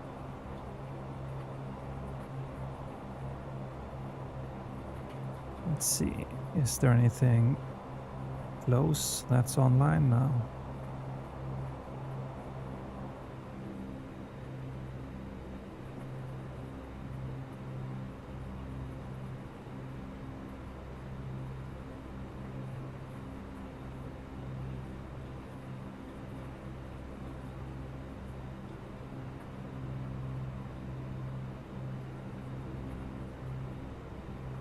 See.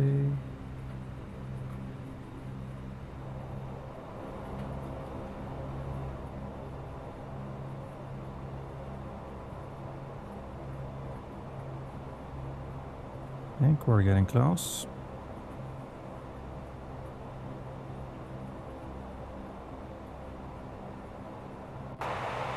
Let's have a look here.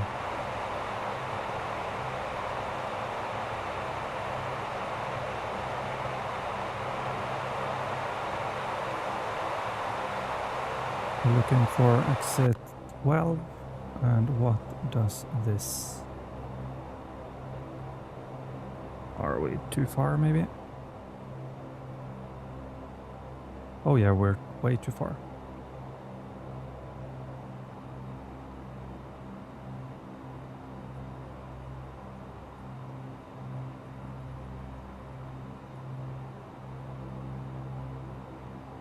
Luxair 87 Whiskey, we taxi too far. May we do exit 15 Lima to Bravo 75?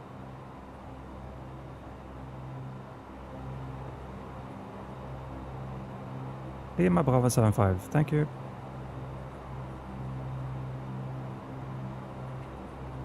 Taxiing too far. Too fast, too far in the dark. Single pilot operations, here we go.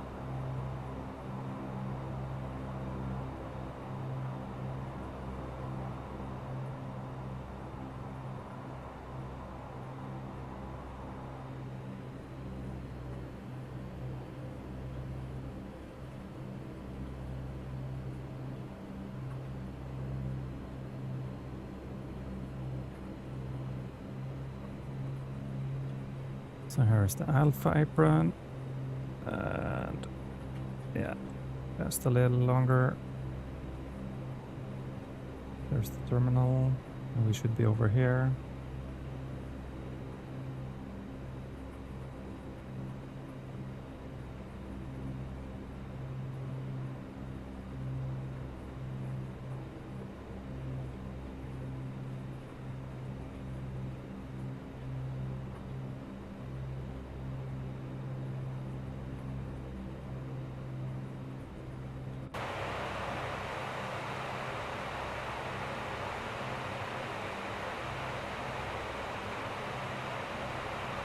This looks more like it.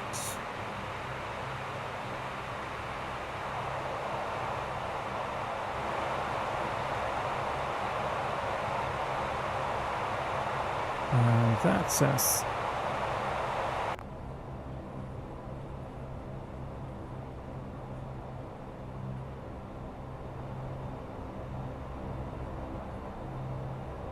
Hey, Bravo 75.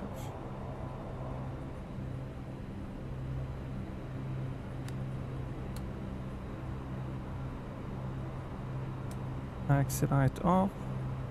Let's not blind the ground crew.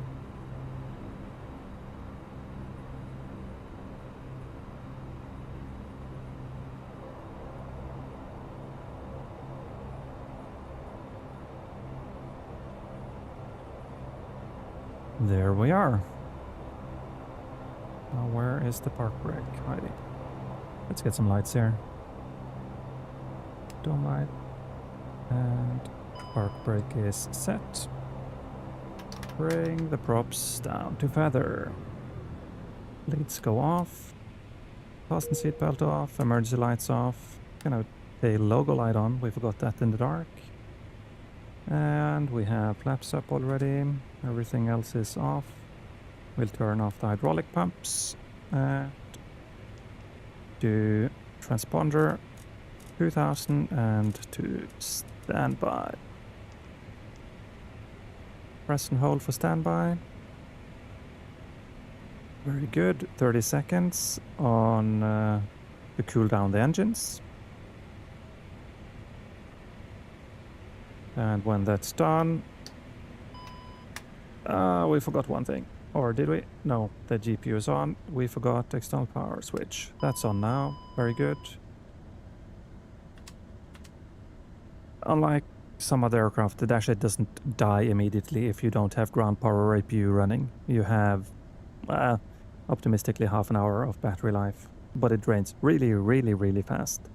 But you can do a shutdown and then power off the aircraft. We do that, well, rarely. Actually, I did it a couple of weeks ago because the GPU at the airport didn't work and our APU was in up. So we had to shut everything off. And then, but the aircraft was parked for the day anyway, so yeah, we just shut down everything as fast as we could and let the passengers off. So, last one is beacon to go off. We can start unloading. Doors go up. And the captain would turn off. Well, that shouldn't happen. Okay. That's not correct. The dome light is on battery power, but we are on ground power, so it shouldn't shut down because the normal shutdown and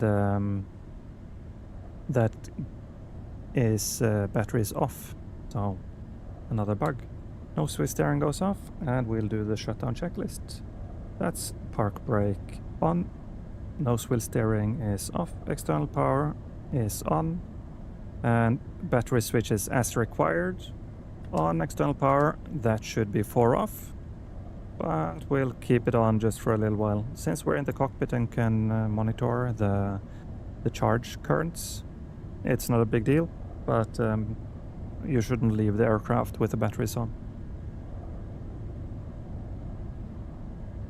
Secondary, I think actually I'm wondering if that aircraft was headed for the hangar anyway.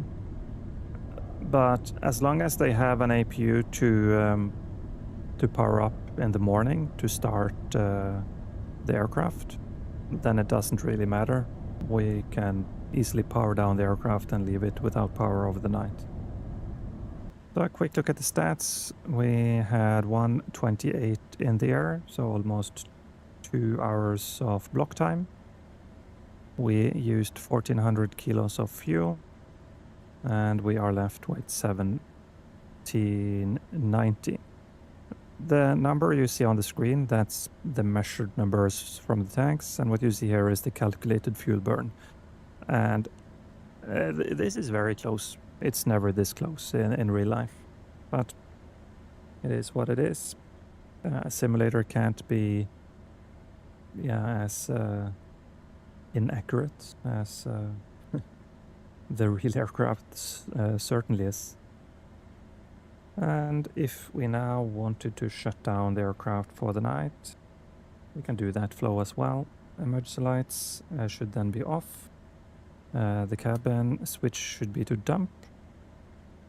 We should turn off the anti-skid. All the screens go off. And we would start doing this while the passengers are disembarking. The only requirement is that we leave radio number 1 on in case we have a problem.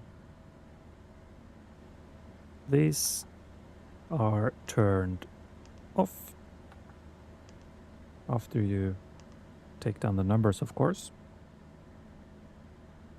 Battery switches, we'll do them last. Pitot heat, everything should be off. Cockpit lighting is to dim, and we would reduce all the console lights. Caution rise lights dim, yeah, and cockpit lights off. Recirc fan goes to off. Have a good night, second terrain, and good luck on the interview. Yeah, thank you. Same to you, hope to see you again. Last couple of points here. Ventilation, we'll just check that it's open on both sides to let air in. External lights is just position light. And finally it's dome light off. So if we do dome light, battery switches off, and that's the secure checklist complete. And we'll disconnect from Vatsim as well. This shouldn't be lighting up, but okay. So thank you everyone for joining me. First sort of proper stream. And I hope you enjoyed flying this Dash 8 with me from Luxembourg to Vienna. It's a nice trip. One of the longer ones for a Dash 8. At least we usually don't fly more than 2 hours. So yeah. But that's it for tonight. I hope you enjoyed it, and if you did, please leave a like, follow the channel if you want to see more, leave a comment what type of operations you would like to see more of, and I really hope to see you next time. Have a nice evening.